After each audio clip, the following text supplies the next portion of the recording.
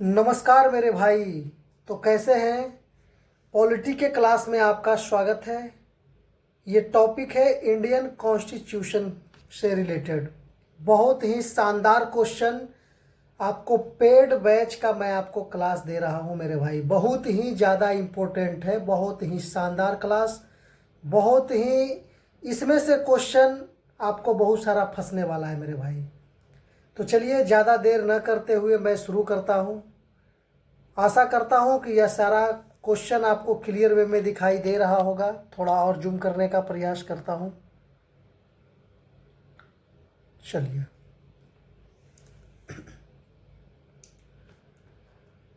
तो पहला क्वेश्चन है, भारतीय संविधान की स्थापना 2 वर्ष 11 महीना 18 दिन में हुई थी। भारतीय संविधान की स्थापना 2 वर्ष 11 महीना 18 दिन में हुआ था। संविधान सभा का गठन नवंबर 1946 में हुआ था। संविधान सभा का गठन नवंबर 1946 में हुआ था। संविधान सभा की प्रथम बैठक 9 दिसंबर 1946 को हुआ था। 9 दिसंबर 1946 को हुआ था। भारत का संविधान बना 26 नवंबर 1949 को। भारत का संविधान बना था 26 नवंबर 1949 को और स्वीकार भी किया गया था। स्वीकार मतलब अंगीकार किया गया था। उस समय उद्देश्य प्रस्ताव रखा था पंडित जवाहरलाल नेहरू जी ने। 13 दिसंबर 1946 को प्रस्तुत किया गया था। उद्देश्य प्रस्ताव रखा था पंडित नेहरू ने, जो 13 दिसंबर 1946 को प्रस्तुत किया गया था। अब क्वेश्चन यह बनता है कि सर्वाधिक नम्य यानी फ्लेक्सिबल लचीला संविधान का उदाहरण कहाँ का है? तो ब्रिटेन का है। सर्वाधिक लचीला संविधान का उदाहरण ब्रिटेन का है। और दुनिया की सबसे कठोर संविधान का उदाहरण यूएसए का है। दुनिया की सबसे कठोर संविधान का उदाहरण यूएसए का है। भारत का संविधान, तो भारत का संविधान कैसा है? तो मिश्रित संविधान है। भारत का ना ज़्यादा फ्लेक्सिबल है ना ज़्यादा हार्ड है। यहाँ का संविधान मिश्रित संविधान है। भारतीय संविधान का संशोधन, भारतीय संविधान का संशोधन आर्टिकल 368 के द्वारा कर सकते हैं। भारतीय संविधान का संशोधन आर्टिकल 368 के द्वारा कर सकते हैं। संविधान सभा का संवैधानिक सलाहकार बीएन राव थे। संविधान सभा का संवैधानिक सलाहकार बीएन राव थे। संविधान सभा का अंतरिम अध्यक्ष डॉक्टर सच्चिदानंद सिन्हा थे। संविधान सभा के अंतरिम अध्यक्ष डॉक्टर सच्चिदानंद सिन्हा थे, जिन्हें प्रोटेम स्पीकर भी कहा जाता है। उनके जैसा अंतरिम अध्यक्ष चुना जाता है, जो डॉक्टर सच्चिदानंद सिन्हा थे। संविधान सभा के अस्थायी अध्यक्ष या फिर अध्यक्ष डॉक्टर राजेंद्र प्रसाद थे, जो 11 दिसंबर 1946 के चुनाव के बाद बनाया गया था। यही प्रथम तथा अंतिम अध्यक्ष थे। कौन? डॉक्टर राजेंद्र प्रसाद। संविधान प्रारूप समिति के अध्यक्ष या फिर संविधान लिखने का अध्यक्ष, ड्राफ्टिंग कमेटी के अध्यक्ष थे डॉक्टर बी.आर. अम्बेडकर, जिन्हें संविधान निर्माता भी कहा जाता है। संविधान प्रारूप समिति के अध्यक्ष कौन थे? बी.आर. अम्बेडकर, जिन्हें संविधान निर्माता भी कहा जाता है। प्रारूप समिति में कुल कितने सदस्य थे? प्रारूप समिति में कुल 7 सदस्य थे। प्रारूप समिति में, ड्राफ्टिंग कमेटी में टोटल 7 मेंबर थे मेरे भाई। आधुनिक भारत का मनु भी डॉक्टर बी.आर. अम्बेडकर को कहा जाता है। आधुनिक भारत का मनु डॉक्टर बी.आर. अम्बेडकर को कहा जाता है। सबसे प्राचीन स्मृति मनु स्मृति है। सबसे प्राचीन स्मृति मनु स्मृति। भारत का संविधान का प्रवर्तन, भारत के संविधान का प्रवर्तन 26 जनवरी 1950 यानी पूर्ण रूप से लागू हुआ था। प्रवर्तन मतलब लागू कब हुआ था? तो 26 जनवरी 1950 को पूर्ण रूप से लागू हुआ था। मूल संविधान के कुल भाग और अनुच्छेद 22 भाग हैं और 395 अनुच्छेद, 8 अनुसूचियां लेकिन अब 12 अनुसूची हो गई है। लेकिन अब 12 अनुसूची हो गई है। मूल संविधान 26 जनवरी 1950 के समय में ये थी, लेकिन अब 12 अनुसूची हो गई है। राइट टू एजुकेशन, शिक्षा का अधिकार, आर्टिकल 21A में है। शिक्षा का अधिकार आर्टिकल 21 का ए में है मेरे भाई। चलिए, भारत एक स्वतंत्र, भारत एक गणतंत्र, इसका अर्थ क्या है? तो भारत का एक राष्ट्राध्यक्ष निर्वाचित हो। भारत एक गणतंत्र है, इसका अर्थ क्या है? तो भारत का एक क्या हो? राष्ट्राध्यक्ष निर्वाचित हो, जिसे राष्ट्रपति कहते हैं मेरे भाई। भारत की वर्तमान राष्ट्रपति श्री द्रौपदी मुर्मू हैं, जो दूसरी महिला राष्ट्रपति हैं, लेकिन पहली आदिवासी महिला राष्ट्रपति भी हैं मेरे भाई। संविधान की संशोधन की प्रक्रिया, संविधान की संशोधन की प्रक्रिया भाग 20 में दी गई है। आपको यहाँ से क्वेश्चन छूटने वाला नहीं है मेरे भाई। आप क्वेश्चन का लेवल यहाँ देख सकते हैं।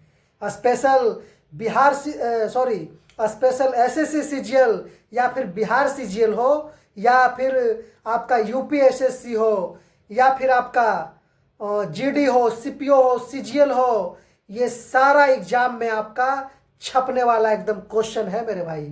तो आप यहाँ लेवल भी देख सकते हैं। भाग 17, संविधान के भाग 17 में राजभाषा का जिक्र है। संविधान के भाग 17 में राजभाषा का जिक्र है। भाग 18 में आपातकाल का उपबंध है। जो इमरजेंसी भी कितने तरह के हैं? 3 प्रकार के। आर्टिकल 352 में राष्ट्रीय आपात, 4 साल बाद 4 अनुच्छेद बाद 56 में राज्य आपातकाल यानी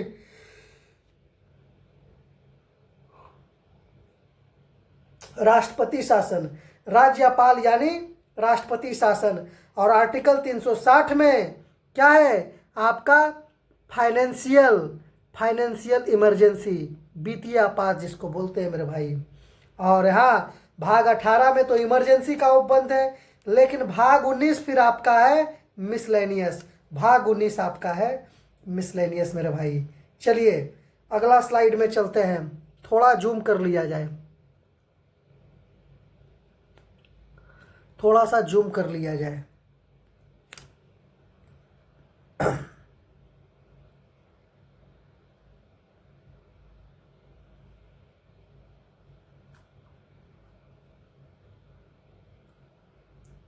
चलिए थोड़ा सा एक बार देख लेते, आगे पीछे हो गया है क्या? नहीं, यही है मेरे भाई।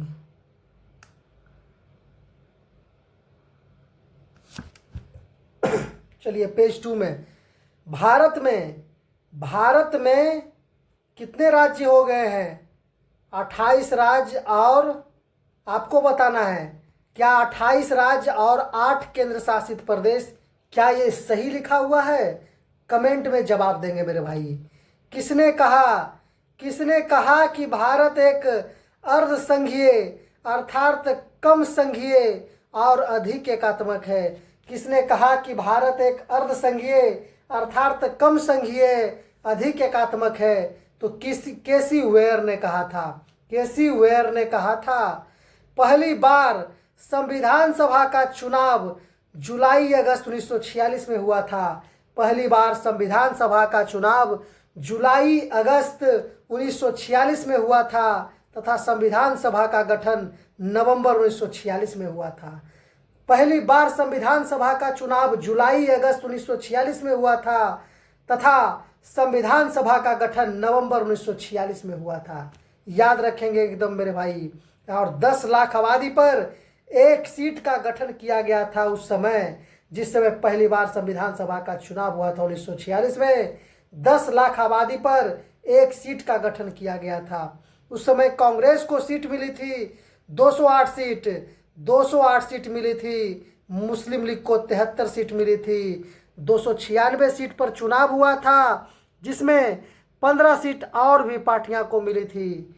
कुल 389 सीट थी। बाकी 11 सीट जो थे प्रांत में राजा रजवाड़े काम करते थे, और 93 सीट राजा का था मेरे भाई। टोटल 389 सीट था, जिसमें बाकी 11 प्रांत में राजे रजवाड़े राज करते थे और 93 सीट पर राजा राज करते थे मेरे भाई। अगला क्वेश्चन है, भारत के संविधान में कई संस्थागत विवरणों और प्रतिक्रियाओं को लिया गया है।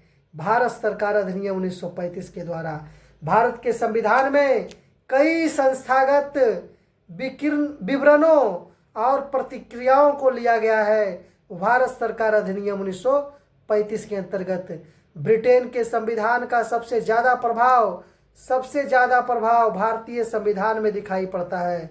ब्रिटेन के संविधान का सबसे ज़्यादा प्रभाव भारतीय संविधान में दिखाई पड़ता है।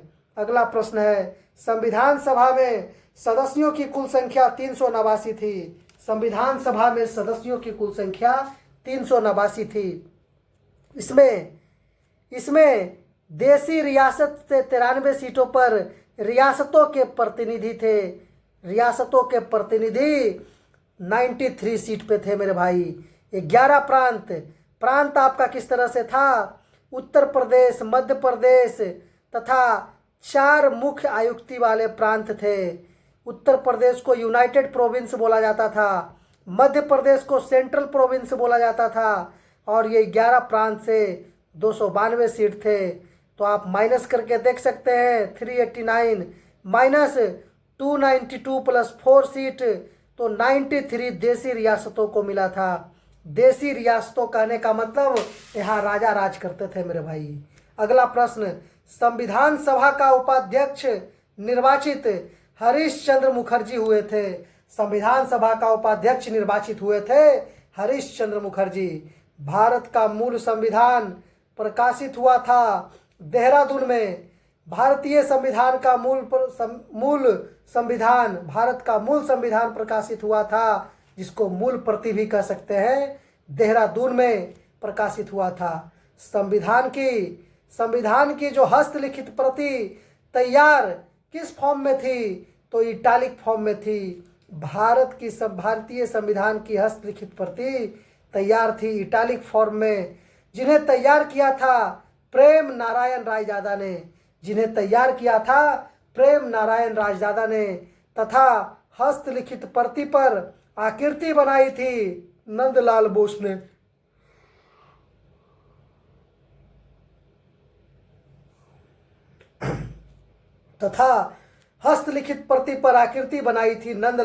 ने। अंग्रेजी में लिखा गया था, हस्तलिखित प्रति अंग्रेजी में लिखा गया था। इसे हिंदी में अनुवाद किसने किया था? संविधान का जो हस्तलिखित प्रति अंग्रेजी में लिखा गया था, उसे हिंदी में अनुवाद किसने किया था? तो बसंत कृष्ण ने किया था। बसंत कृष्ण ने हिंदी में अनुवाद किया था। भारत का संविधान दिवस 26 नवंबर 1949 को मनाया जाता है। भारत का संविधान दिवस 26 नवंबर 1949 को मनाया जाता है और भारतीय संविधान का स्वीकृति का दिन था 26 नवंबर 1949। आंशिक तौर पर लागू था, पूर्णतः लागू नहीं, आंशिक तौर पर लागू था मेरे भाई। और कमेंसमेंट डेट से यानी प्रवर्तन का दिन से 26 जनवरी 1950 तक इसी तरह लागू रहा मेरे भाई भारत का संविधान दिवस। चलिए अगला पॉइंट क्या है कि 26 नवंबर 1949 को लागू हुआ था। कुछ चीज़ जो लागू हुआ था उसमें क्या क्या चीज़ था? तो पहला तो आपका है सिटीजनशिप, नागरिकता, और दूसरा है चुनाव और उसका निर्वाचन। चुनाव और निर्वाचन लागू हो गया था, सब इसी दिन लागू हो गया था मेरे भाई। चलिए अगला क्वेश्चन थोड़ा जूम कर लिया जाए। बहुत ही शानदार क्वेश्चन का कलेक्शन है मेरे भाई, देख सकते हैं नोट्स में भी आप यहाँ लिखा हुआ है कि यूपीएससी लेवल का जीके अब एसएससी में पूछा जा रहा है। तो शानदार नोट्स है जिसको पढ़ के मैंने कई बार प्री मेन सब क्लियर किया है मेरे भाई।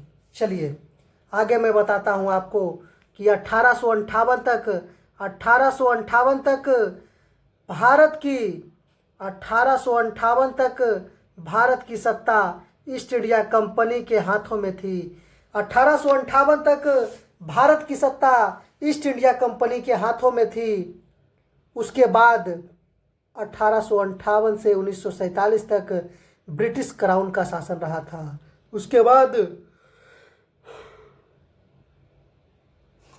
1858 से 1947 तक ब्रिटिश क्राउन का शासन रहा था। सर्वोच्च न्यायालय के संदर्भ में सही कथन क्या है? तो सही कथन मेरे भाई, कलकत्ता में सुप्रीम कोर्ट की स्थापना 1773 के रेगुलेटिंग एक्ट यानी विनियामक अधिनियम द्वारा की गई थी। कलकत्ता में सुप्रीम कोर्ट की स्थापना 1773 के रेगुलेटिंग एक्ट विनियामक अधिनियम के द्वारा करी गई थी। इसमें सर एलिजा इम्पे एक अदालत के पहले मुख्य न्यायाधीश थे। सर एलिजा इम्पे इस अदालत के पहले मुख्य न्यायाधीश भी थे और क्या थे? सर एलिजा इम्पे जज भी थे मेरे भाई। तो चलिए अगला क्वेश्चन, संविधान के संशोधन की प्रक्रिया संविधान के भाग 20 में दी गई है तथा अनुच्छेद 368 में वर्णित है। संविधान के संशोधन की प्रक्रिया संविधान के भाग 20 में दी गई है और अनुच्छेद 368 में भी इसका वर्णन है मेरे भाई। संशोधन प्रक्रिया अपनाई गई, संविधान संशोधन की प्रक्रिया अपनाई गई दक्षिण अफ्रीका से। संविधान संशोधन की प्रक्रिया दक्षिण अफ्रीका से अपनाई गई। प्रस्तावना के प्रावधान में भारत को धर्मनिरपेक्ष राज्य क्या किया है? वर्णित थोड़ा सा वर्णित करता है। भारतीय संसद को आर्टिकल 3 के संवैधानिक प्रावधान के तहत एक नया राज्य बनाने का क्या है? अधिकार है। भारतीय संसद को आर्टिकल 3 के संवैधानिक प्रावधान के क्या है? तहत एक नया राज्य बनाने का क्या है? अधिकार है। आर्टिकल 1 में है संघ का नाम एवं राज्य क्षेत्र। आर्टिकल 1 में संघ का नाम एवं राज्य क्षेत्र। आर्टिकल 2 में नए राज्यों का प्रवेश। आर्टिकल 2 में नए राज्यों का प्रवेश और आर्टिकल 3 में नए राज्य का निर्माण। चलिए 1960 में महाराष्ट्र तथा गुजरात बना। 1960 में महाराष्ट्र तथा गुजरात बना। पहले दोनों एक यानी बम्बई के नाम से जाना जाता था। फिर क्या हो गया? फिर इधर गुजरात हो गया, इधर महाराष्ट्र बन गया मेरे भाई। चलिए अगला क्वेश्चन, नया राज्य बनाने की शक्ति संसद के पास आर्टिकल 13 से है। संसद के पास आर्टिकल 13 से है। नया राज्य बनाने की शक्ति संसद के पास आर्टिकल 13 नहीं 3 से है। गलती हो गया होगा बोलने में, तो चलिए माफ कीजिएगा। अगला प्रश्न, भारत में संघीय व्यवस्था के संदर्भ में सही कथन। तो भारत के संविधान के तहत राज्यों को संघ से अलग होने का कोई अधिकार नहीं है। चलिए अगला पॉइंट है, भारत विनाशी राज्यों का कार्यपालिका। भारत विनाशी राज्यों का आने वाली स्वतंत्रता के बाद भारतीय राज्यों को भाषाई आधार पर किस वर्ष पुनर्गठित किया गया था? तो 1956 में 1956 में फजल अली आयोग के गठन के अनुसार। भाषाई राज्य पर गठित पहला राज्य 1953 में आंध्र प्रदेश बना था। भाषाई राज्य पर गठित पहला राज्य 1953 में आंध्र प्रदेश बना था। यूएसए राज्यों का क्या है? फेडरेशन है। यूएसए राज्यों का फेडरेशन है, लेकिन भारत राज्यों का संघ है। तो चलिए आज भर के लिए इतना ही, बाकी वीडियो कल के लेक्चर में मेरे भाई। धन्यवाद।